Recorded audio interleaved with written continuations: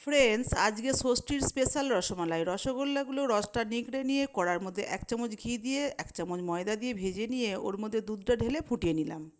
ফুটন্ত দুধে দারুচিনি এলাচ দিয়ে দিলাম। তার ওই দুধ নিয়েই আমুল দুধ নিয়েছিলাম 100 গ্রাম মতন, গুলে নিলাম।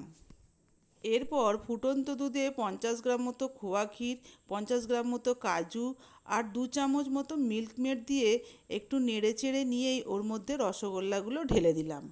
তবে রসগোল্লার রসটা খুব চেপে নিংড়ে নিতে হবে। 2 থেকে 3 মিনিট ফোটার পর গুলে রাখা আমুল দুধটা ওর মধ্যে ঢেলে দিতে হবে। তারপর 1 চামচ ঘি দিয়েই তৈরি হয়ে গেল আমাদের স্পেশাল রসমালাই। একবার বাড়িতে বানিয়ে দেখুন। দোকানের 5 টাকার রসগোল্লা বাড়িতেও হয়ে গেল 15 টাকার রসমালাই। এর স্বাদ দোকানের থেকে অনেক গুণে বেশি।